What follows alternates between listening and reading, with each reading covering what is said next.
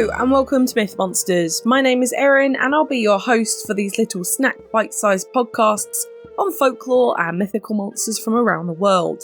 These podcasts focus on the actual cryptids, folklore and mythic monsters from global mythology, rather than focusing on the full stories of heroes and their big adventures.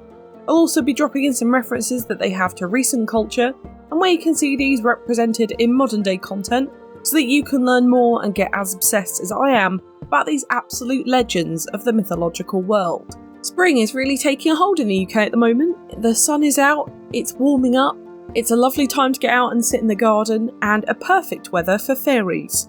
Now we have a really rich history of fae in the UK, but this week we are looking at fairies of another culture and even religion. Yes, we are talking about the Peri this week. Peris are generally described as humanoid beings with fairy-like wings that are exceptionally beautiful and benevolent. They are not like European or English fairies though, and they're very much considered to be human-sized rather than the minuscule ones you're most likely picturing. They also don't have the elvish features either, they just kind of look like normal people with wings, if that's a thing I suppose. They lived in the mountains and valleys of ancient Persia, which is now considered Iran, but the empire spanned as far as Greece and Egypt in its heyday in the 6th century BCE, so they do have their influence throughout those countries as well. Peris are usually female, however can appear as male on occasion, and are often depicted wearing feminine-style clothes. They can be born, as well as made within folklore, and are considered the children of Watchers.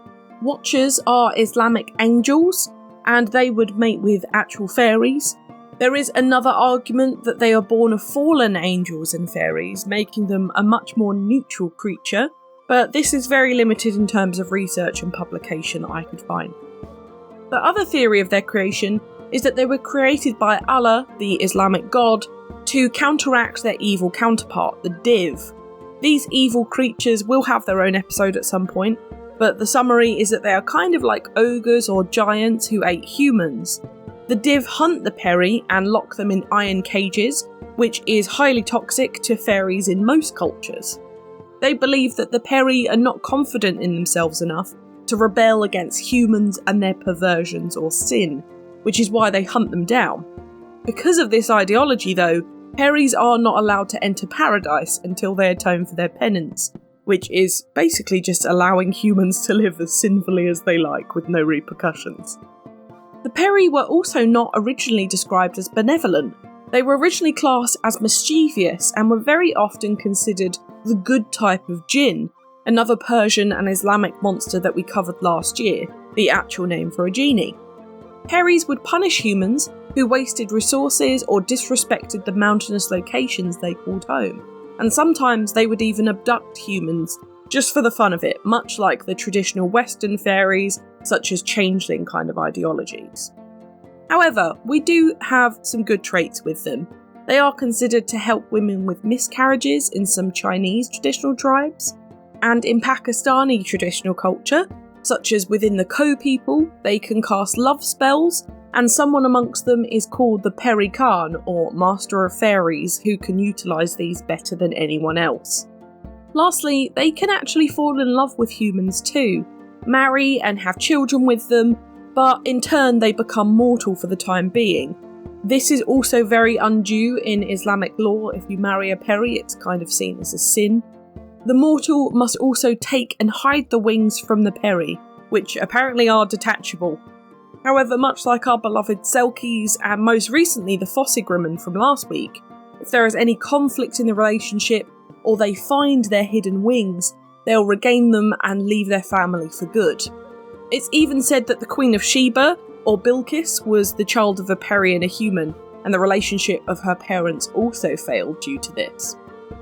Now, onto etymology.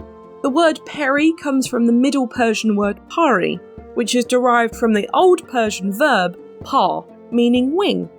However, the more interesting part of this is that the English word fairy has its origins within this, as in Arabic there is no letter P, and therefore when Arabic replaced Persian, Peri became fairy. This was then introduced to the Crusaders and brought to Europe and the Western world. Fun fact, right? And just to add on to this, there was also the Latin verb fato, meaning to enchant, and in French this became fair, and the noun fairy became this, meaning illusion. So it's a bit of both really, definitely inspired by both terms. A very interesting etymology this week. I think it's super tasty. I really enjoyed this one. In terms of history though, it is a little dicey in terms of timelines, I'm afraid. What we do know is that they were first introduced in the epic poem Shahnameh, or the Book of Kings, by Persian poet Ferdowsi between 977 and 1010 CE. They were brought in as an avatar of the divinity Sarush to warn Kayumars, the first man, and his son of the threats posed by a being called Ahriman, or the first version of the devil. Eventually, Kayumars has an army of Peris against the devil and seemingly defeats him with them. And in a later part of the poem, a princess is referred to as Peri-faced, as she is wearing a veil. Now, it's still debated whether the word Peri can be used as a word for disguise or for being hidden from this too. Now, I talk about Persia like it's a very ancient thing, but it was actually only renamed to Iran in 1935, if you can believe it. The Persian Empire itself was brought down in 330 CE, but Iran continued to call itself Persia until the 1930s. So I know I said that they had their heyday in the 6th century, which is 500 BCE, but this is just when the empire was at its absolute biggest, and it only really began in 559 BC, because remember, it goes backwards. I am sorry, it gets really confusing because times are wild before the start of actual year tracking. It's a whole cowboy world out there, I'm sorry for the confusion, it's just how it is.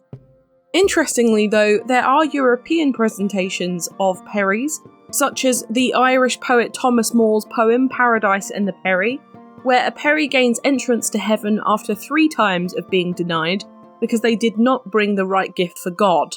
Now, an important part here is that the Peri is an Islamic-rooted creature, and this story is Christianicized.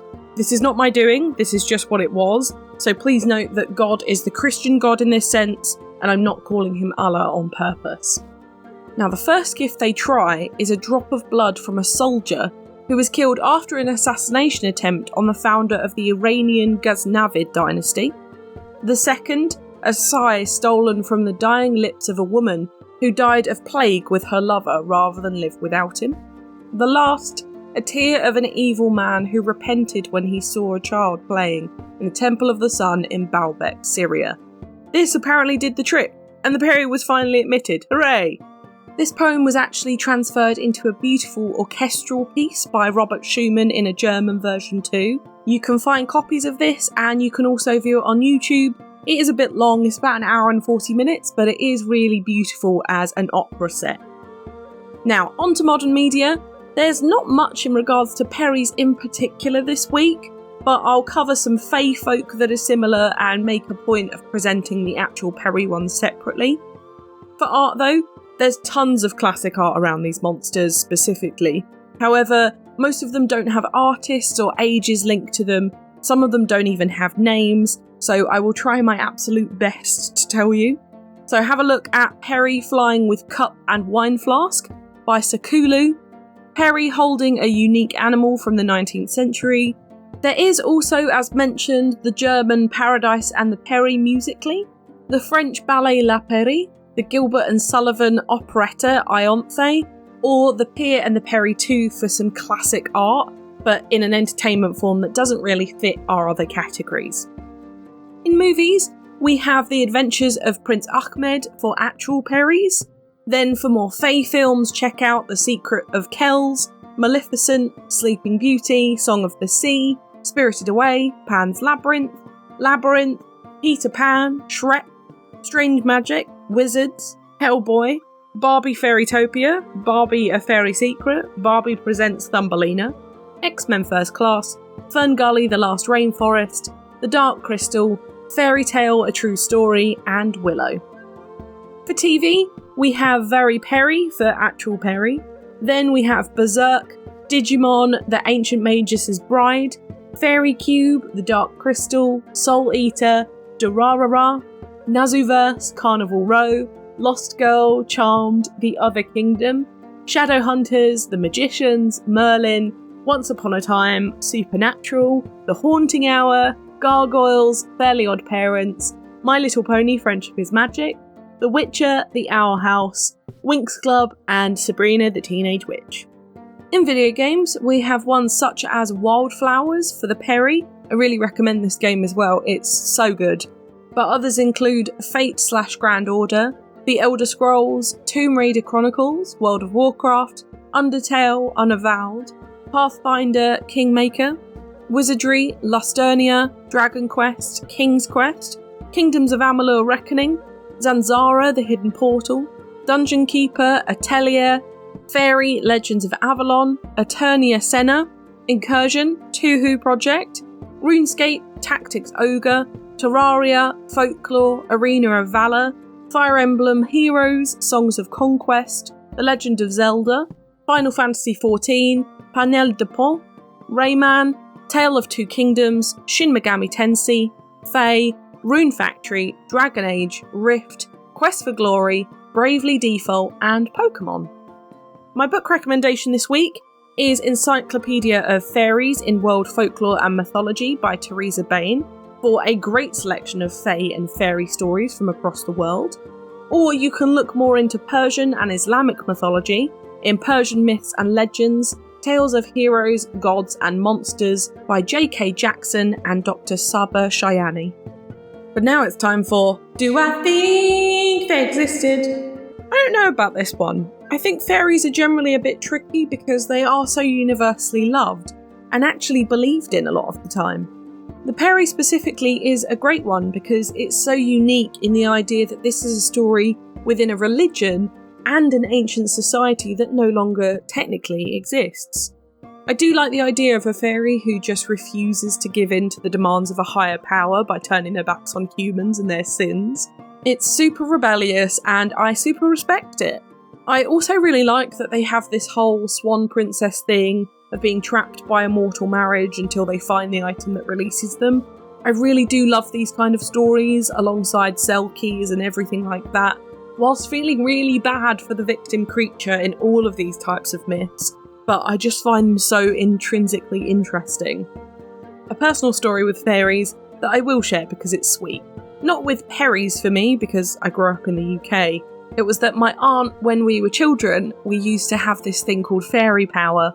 So when we go to bed, she would read us a story and then she'd kind of poke on our backs and tell us the colour and shape of our fairy wings. Me and my sister absolutely loved this until we were probably way too old to have this done. But it's still a really fond memory and why I still love fairies and everything fae to this day. But what do you think? Did Peris roam the earth? Let me know on Twitter, I would really love to know what you think about this one. But I thought this was a really interesting monster this week. I love touching on something different and finding out how similar they are to other monsters from other cultures and religions, with very little interaction throughout the ages of these two separate entities. It really fascinates me and satisfies something in me. I'm not sure what it is exactly. Next week though, I've got a surprise for you. We're doing a surprise special. This is because it's officially our 100th episode next week, if you can believe it. I can't. It should really be an event, so I've made it one. Next week, we are doing something very different, and we are technically looking at a singular myth from a singular hero's catalogue, but focusing on the monsters noted throughout, and going for a deep dive with the monsters of Heracles. Now make sure that you're invoking that demigod feeling next Thursday, and thank you for sticking around for 100 episodes. It's really appreciated, and I hope you're having as much fun as I am. For now, thank you so much for listening. It's been an absolute pleasure. If you enjoyed this podcast, please give it a rating on the service you are listening on. I've got the Twitter for any questions or suggestions on what monsters to cover next, and I'd really love to hear from you. The social media handles for TikTok, YouTube and Instagram are Myth Monsters Podcast, and the Twitter is Myth Monsters Pod. But all of our content can always be found at mythmonsters.co.uk, and you can find us on Good Pods, Buy Me a Coffee and Patreon if you want to help me fund the podcast too. Come join the fun though, share this with your pals. They might love me as much as you do. But for now, stay spooky, and I'll see you later, babes.